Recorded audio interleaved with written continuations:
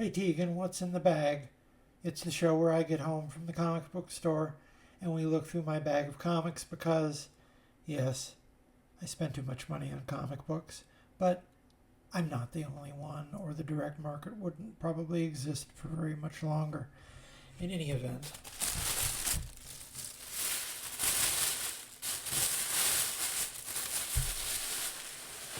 if you like this show, if you like what I do, if you want to see me do more of it, I'd recommend you check out my Patreon. I got tons, I got years, decades even, worth of my writing on there, compiled in various formats. Alright, so let's get started looking at this issue of Primer, Clashing Colors #1. The fan favorite story continues. Now, I am still on board for DC's attempts to serialize some of their more popular YA targeted material for the direct market. It really seems tailor-made specifically for people like me who are still hooked on the direct market as a delivery outlet. But this is the material that is actually moving the needle at the company now. What are you talking about? Don't let him trick you. I was just playing with him. I was just playing with him before we were filming. This is the stuff that's moving the needle with the actual kids, real kids, who are receptive to comics in just about every format but the, overpriced pamphlet. So their YA aimed graphic novels come out with a thicker spine, more or less the size of a tankobon, although they usually do have color. And here they're being printed actually upsize, a good couple at least an inch on each side of the page here. So you're seeing the art and the color larger than the original format here. And this Primer character, she's based around color, just color and painting. That's her gimmick. And this is about her meeting, well, guess who? It's everyone's favorite, the Teen Titans. And I know I'm on record as a bit of a Titans hater, but I don't mind the animated version of these characters. I think the animated version of these characters is probably much more enjoyable than the comic book version of these characters, if we're being honest with you. And I'm not just talking about the Teen Titans Go, which I do love. I love that show. But the original Teen Titans cartoon, which I was a fan of as well, I thought it did a great job of boiling down some kind of patchy books to an interesting serial. And if you see, the book is covered in ads for their graphic novels that are aimed at this demographic. Teen Titans Go to the Library by Franco with Art Baltazar, Agnes Garbowska. I think I've seen these names on their Titans books, their kids' Titans books for years. First inside front cover is a book about young Wonder Woman, Diana and the hero's journey. So yeah, they're really pushing for this audience, and I'm thrilled to death. They're doing what they can to make sure that these characters, and this is a new character for these YA books, but doing what they can to put the DC universe as a thing in the minds of young kids in a way that the movies didn't really. And that was kind of the problem with them. One of the problems with them. I always like seeing books that were originally printed a little bit smaller, printed up in size. It's definitely flattering for the art and the color.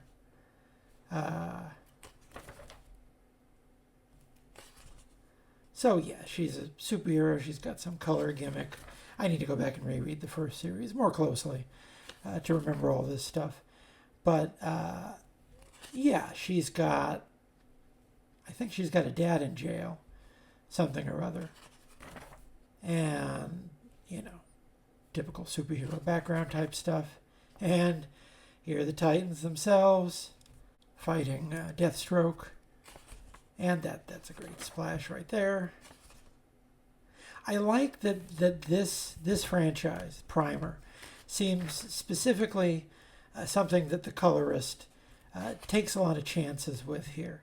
Very interesting look to a lot of these pages. Sense of color and design. Although maybe some of it comes out a little bit dark on this paper, I don't know. But still, she runs into the Titans. She's interacting with her friends at school. Superhero stuff. And even just in this little bit, we see they're doing a good job of translating the bickering, the banter that this particular version of this team is known for.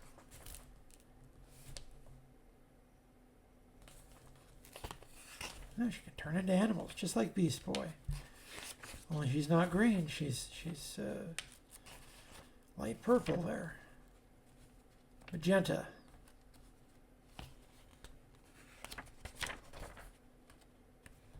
So did she get... Yeah, we don't think you're right for us just yet. Oh, she just got the boot. Oh, well, there you go. What she needs to do is she needs to get a time sphere and go up to the 30th century. Because this seems like a power set that I can't remember any of the Legionnaires having. She'd be a shoo-in. There we go. Yeah, so I don't know what the deal is with the format here. The first Primer reprint series was 4 issues. This is only 3, but I think the books they're reprinting are actually the same length. So this is a thicker issue for, I want to say, $1 more, $4.99.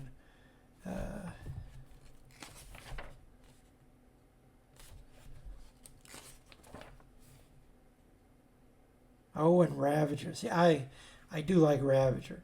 Ravager is a cool character. I will read. Advisedly, I have read comics that I probably shouldn't have just because Ravager was in them. I do get a kick out of that character. I think she's much more interesting and enjoyable to watch than her dad. But, there are a few things that aren't more enjoyable to watch than Slade Wilson. Spoken by someone who read, I think, every issue of the first series of Deathstroke the Terminator. I actually have not read. I've only read a couple issues of the Christopher Priest run that people said was actually good. I, like a fool, read all of the Deathstroke run that was terrible. Enjoy a special sneak peek at Amethyst, Princess of Gemworld. So there you go. They're making another go at Amethyst here. She was, I'm not going to say she was a huge hit, but she was a hit in the 80s. And they haven't been able to make a go with her since because her demographic is just straight up young girls. And that is just not a demographic that mainstream comics have been able to hit at all for decades. Written by Shannon Hale and Dean Hale and drawn by Isaiah Fulmore. So yeah, Amethyst is here's an ad for it. It's a great franchise in waiting because it is straight up total isekai. A girl goes to another world. She gets special powers and a special destiny. You couldn't ask for more for something to hand to a 7 or 8 year old kid. So we didn't get credits for this. Oh yeah. Jennifer Muro, Thomas Krajewski, writing, art by Gretel Lusky, letters by Wes Abbott. So yeah, I guess that's Gretel Lusky in charge of the art and the colors as well. Really, just a nice looking book. If you're at all interested in just something that looks like it actually would appeal to a kid in the 21st century, I'm getting such a kick out of that. Actually, selling a fourth world book for kids, that just seems like such a great idea. All right, what's this? Boom Studios, issue number 2 of Profane. Yet another of mini-series that have been coming out. With Peter Milligan's name on him. He's had a very productive few years here. And I've been picking up just about everything I see of his because, he's Peter Milligan. He's usually worth a good read through. This looks like a crime type thing. I picked up the first issue, flipped through it. You know me. I wait till they're all done to actually give him a shot. And we have this wonderful cover by Javier Rodriguez, who did the Zatanna book that we saw last week, which is absolutely gorgeous. So it's definitely one of those books where you're getting some value just for the cover here, but it's a Peter Milligan drawn crime book, so it will probably be very good. Illustrated by Raül Fernandez, colored by Jada Marchisio, lettered by Jeff Eckelberry. So yeah, what are you doing?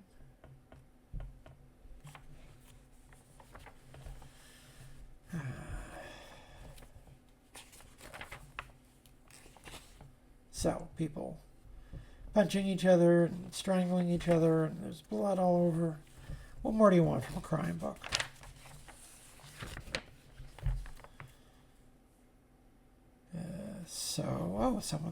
A ghost is appearing, I see. So there's a little bit of supernatural involved here. Nice art, I have to say.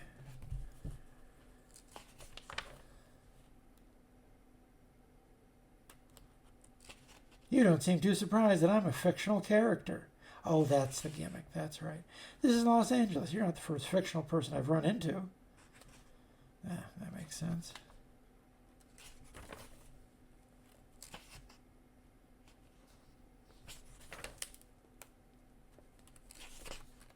Oh, wow. Someone shoots themselves in the kneecap.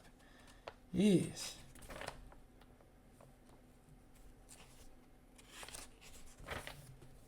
So, yeah.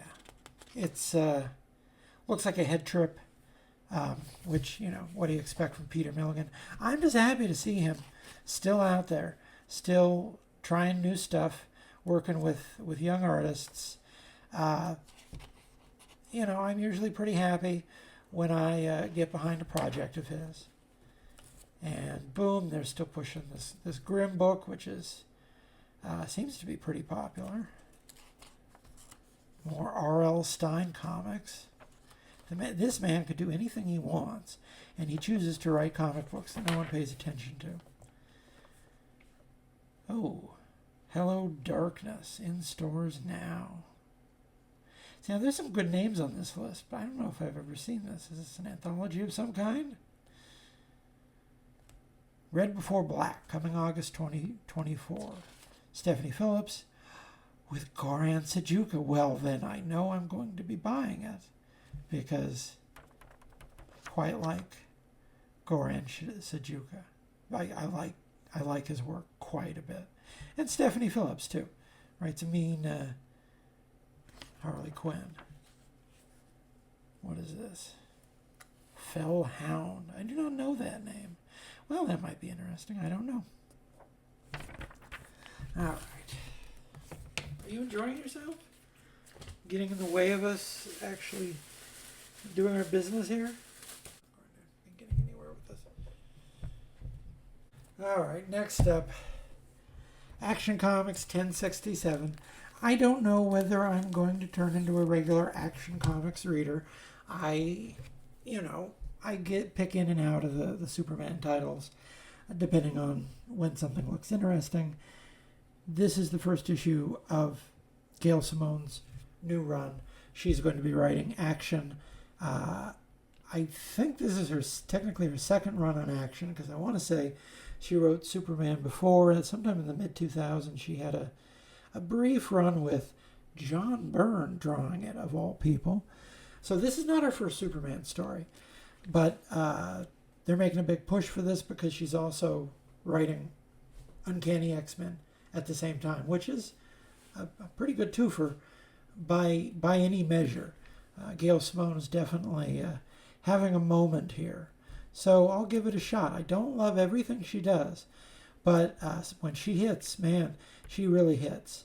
And, I've been a fan, literally since day one, since I reserved Simpsons Comics 50 at the comic book store, because I didn't want to miss Gail Simone's writing debut after following You'll All Be Sorry for years. Old school You'll All Be Sorry heads. That's right, represent. If you don't know what I'm talking about, You'll All Be Sorry was an online column that I want to say she started writing online way back during the Clinton administration, and that's what eventually got her foot in the door, so to speak. So, man, that's a nice first page right there. Nice looking comic book. A lost tale from early in Superman's incredible career. So we're starting off with a flashback here.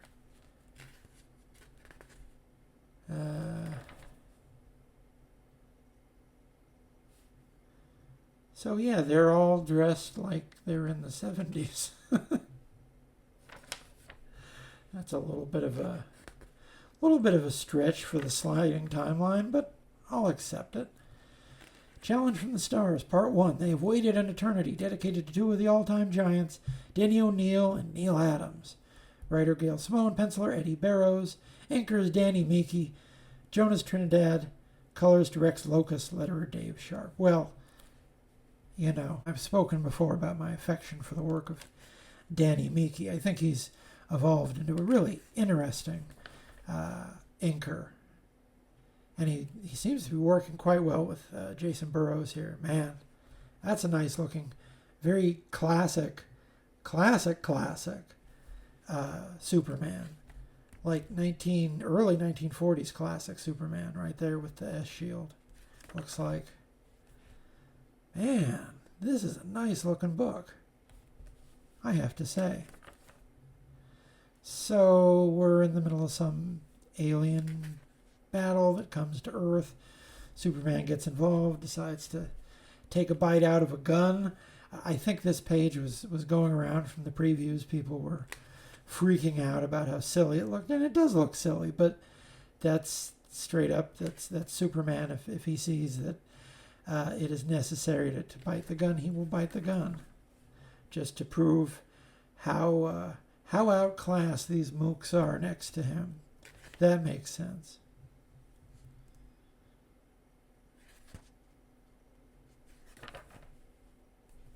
Wait a minute. Is this a helicarrier? The USS Battle Creek commissioned for active service, a super carrier towering 20 stories above the waterline with a full complement of 3,040 sailors and crew. Suspended tenuously over half a mile over central metropolis, it weighs 80,000 tons, nuclear propulsion. Okay, whatever. We've all seen, they did a great job of selling the helicarrier in those Avengers movies. We've all, seen the helicarrier. All right. So, oh wow, he's fighting Galalox the Handsome.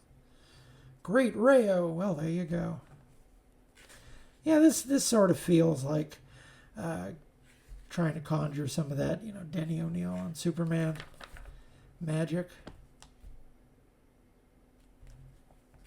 Fighting this beast with all this teeth. And we get a backup. I like that, for the $4.99 books, I don't like paying $4.99 for a comic book, just straight up. But if you're going to charge me $4.99 for a comic book, then, at least give me a backup. Writer Rainbow Rowell, artist Cyan Tormey, colorist Romulo Fajardo, looks like. Romulo Fajardo Jr. Looks like I need to get my prescription fixed for my glasses. So, yeah, they're doing something or other, and it's just Lois and Clark interacting at the planet. Everyone just loves seeing Lois Lane doing her stuff.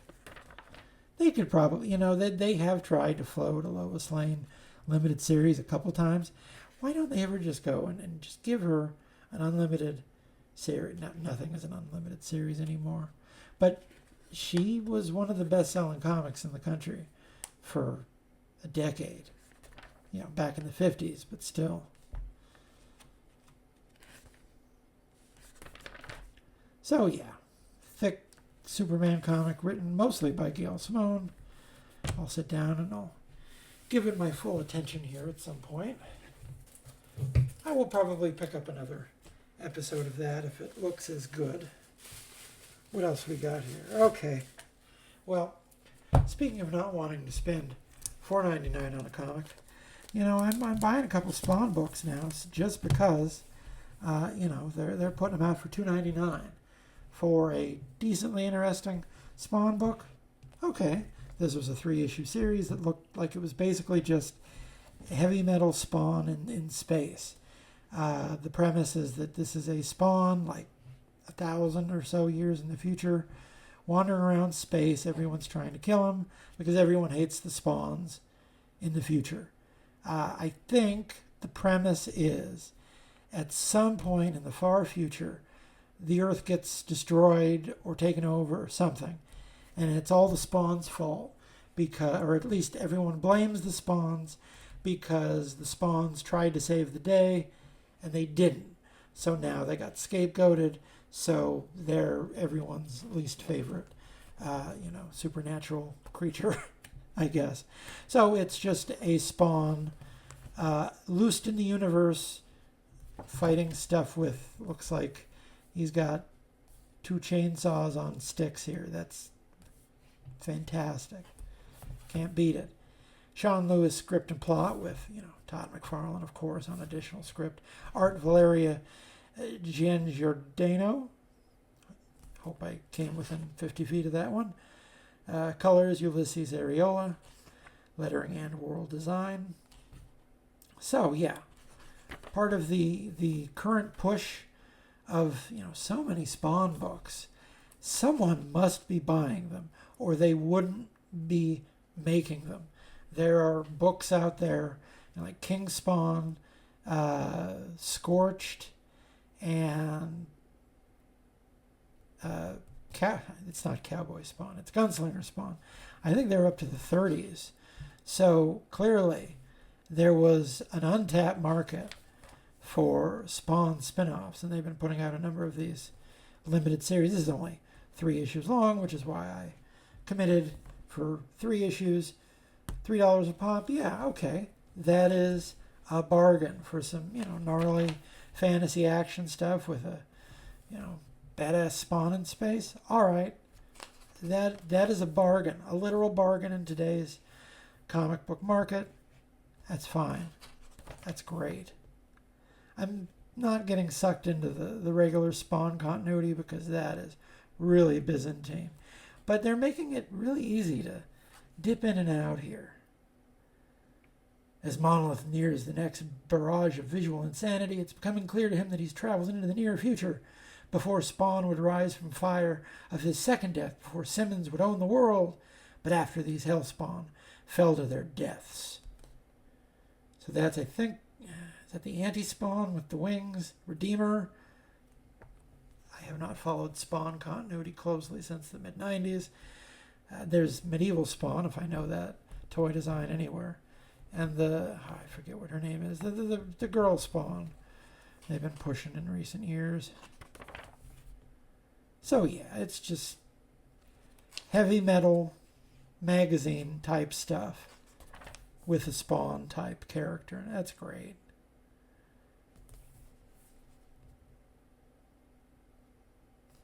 And instead of killing that initial deformity, it somehow survived, manifesting itself into some subhuman primal beast, hungry to show the universe that it is the true original Hellspawn, the living costume that was meant to cloak its chosen hosts. You gotta love it.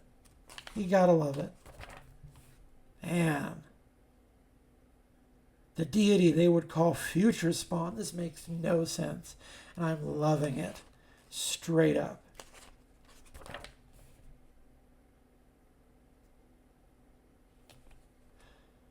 Everything here is dead. Why?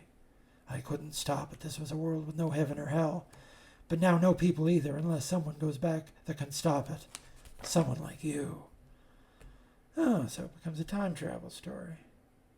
So is he gonna go back and hook up with the I know enough to know that there is a team of spawns in the current day, and some of them are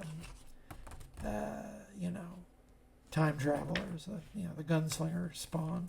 There's Rat City, which I think is another future Spawn book. Misery, which I think is about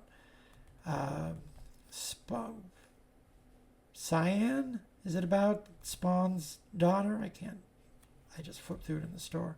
But I am still picking up the Sam Twitch case files because it's such an absolutely preposterous book about the way people thought cop shows and cop movies were in the 90s, with absolutely no updating whatsoever. So it's really a strange trip.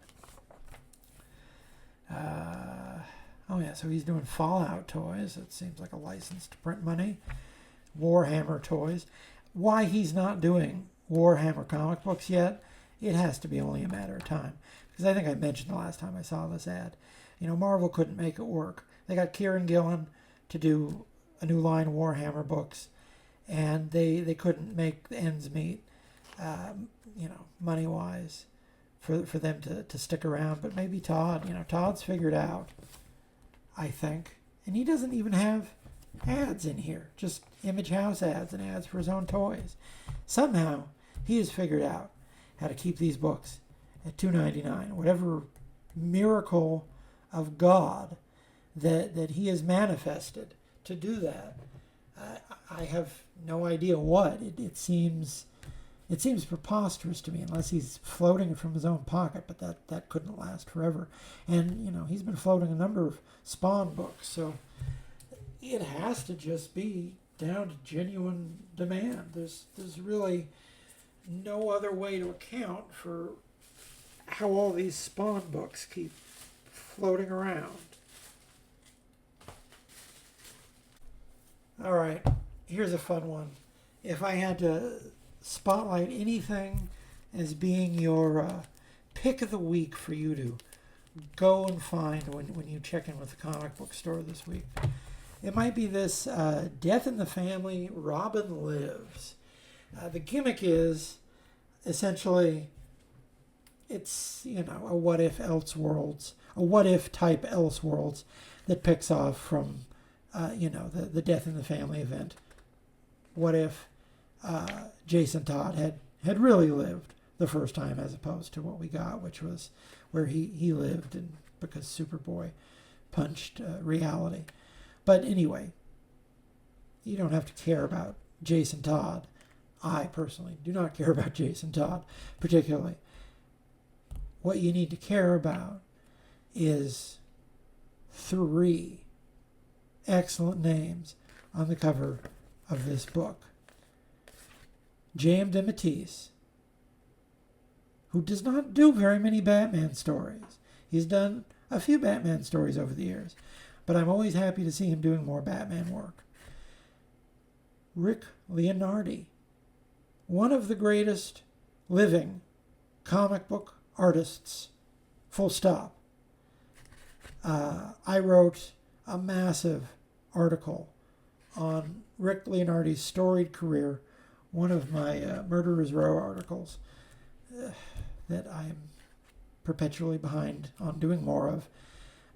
Basically, he's just about peerless. He's one of the guys, one of a handful of the guys who taught all the Image crew everything. So,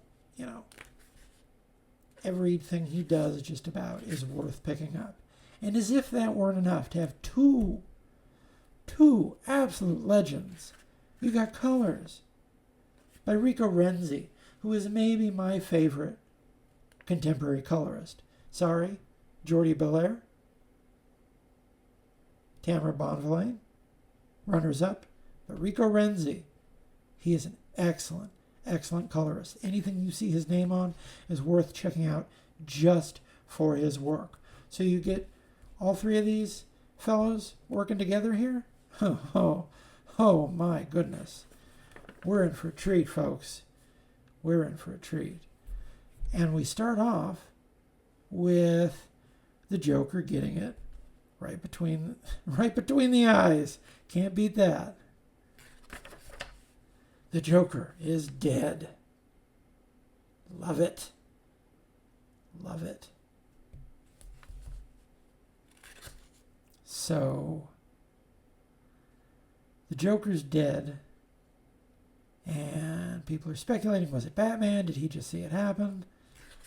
And Batman's bummed because this all happened as a consequence of the events of the death in the family storyline, which I don't think this is probably going to dig in too deep with the angle that whole storyline was also the fault of the Iranians. If you've actually read the story, you know it's got some rather odd bits of geopolitical legerdemain there, because the whole thing gets started when the Iranians appoint the Joker to be the ambassador to the United Nations, their ambassador to the United Nations, which,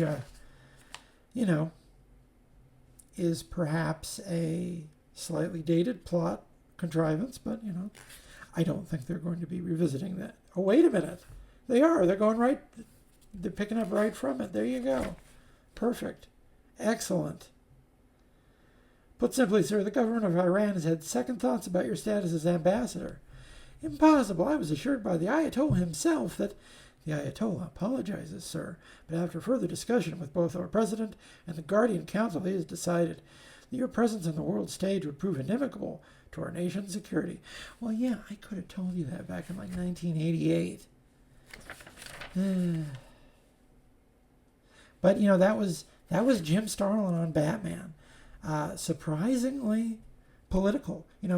Possibly Jim Starlin's best Batman story, 10 Nights of the Beast, drawn by Jim Aparo. It is just straight up a steaming chunk of Cold War paranoia with Batman fighting the KG Beast, one of his more interesting C-list villains. But it's just a great story. It's a taut thriller. Not what you would expect when you hear that Jim Starlin wrote a bunch of Batman, but most of his Batman was kind of like that. Action stuff with a little bit of a geopolitical angle, which was kind of the mood at DC at the time. Man, this is so interesting. Rick Leonardi, he's changed. He almost looks like he's channeling some Tony Salmons here with this splotchy ink line. This very Klaus Janson-y, rough, scratchy ink. And it's not necessarily what I associate at all with him, even up to his very recent stuff. Rick Leonardi is always, since his work with Terry Austin, he has had a very smooth, distinctive ink line. And I'm not seeing that. It's different. It's interesting. I mean, this is just a masterclass right here. So if you're going to get any one thing when you come away from the comic book store this week, you're picking up this new Rick Leonardi, JM DeMatteis, Rico Renzi joint right here, which I'm sure I'll enjoy when I sit down to read. I might even do this one on the show, the TikTok at some point. So the Scarecrow shows up. He's giving Jacen Todd all sorts of weird nightmares.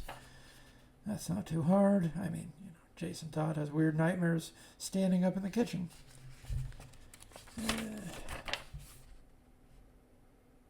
I'm here, Robin. I've got you, and I promise I'm never letting go.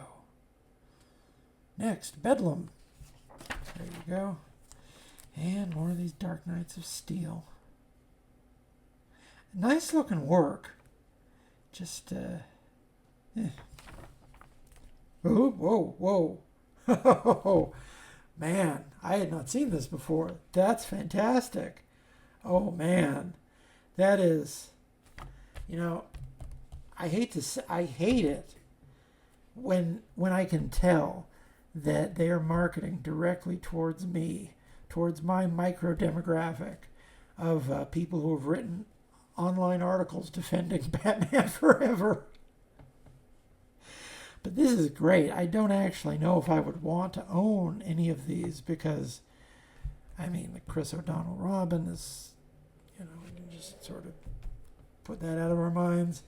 The Jim Carrey Riddler, it was the Riddler.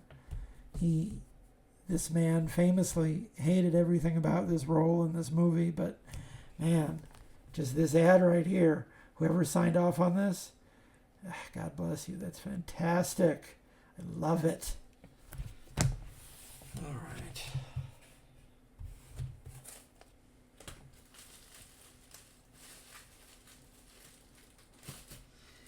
And one more.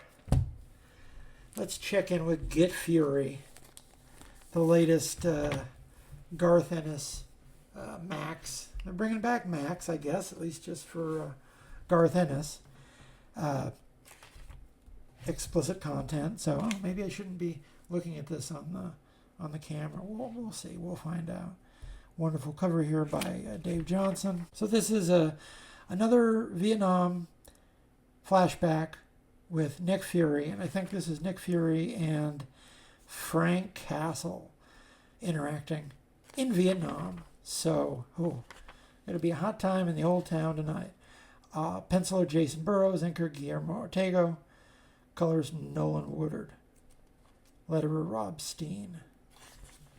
Pushing this Avengers versus Aliens thing.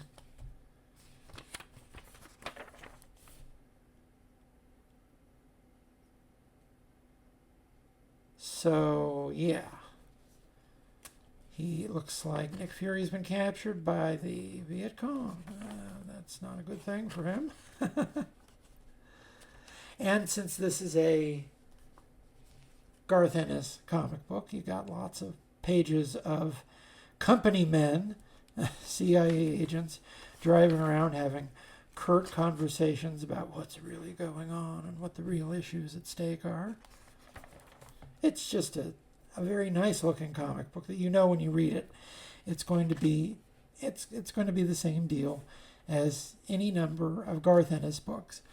Very well written, impeccably written, but also, quite depressing war stories. There you go. Yeah, when Frank wants your gun, he will use your gun without even bothering to to put you down.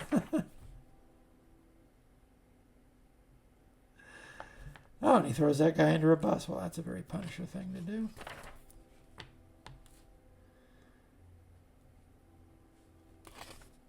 And there's Nick Fury. Looks like he's had the tar beaten out of him.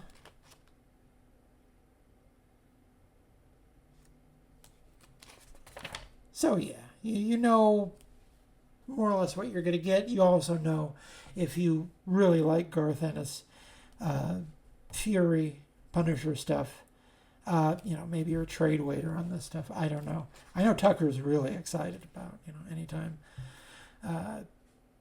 Ennis comes back to Marvel. Oh, man. I'm sorry. Giving Black Widow the Venom symbiote, that was my last call on the Black Widow book. Or not on the Venom book, because I just have very little interest in Black Widow as a character. Even with a decent creative team, Luciano Vecchio, Erica Schultz, Is she going to start talking about she's got red in her ledger? She needs another hook. Maybe giving her the Venom symbiote was a way to do that. But yeah, so there you go.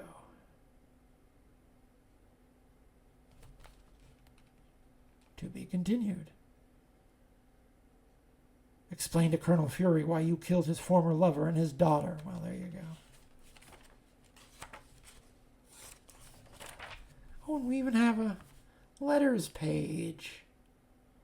Excellent. Do I recognize anyone I know writing in? Dermot McLennan, age 61.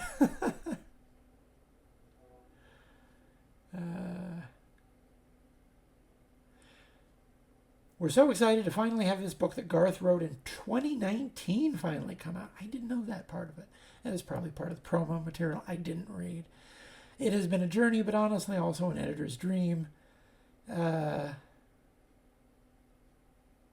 yeah, there is a strong vocal fan base who like all of Ennis's stuff for Marvel. He's got his own corner of the Marvel universe. I mean, this is it's not really part of the current Marvel universe because it's Max, but also because, as we all know, they have retconned the Vietnam War to be the Sian Kong conflict. Is that the name of the fictional country?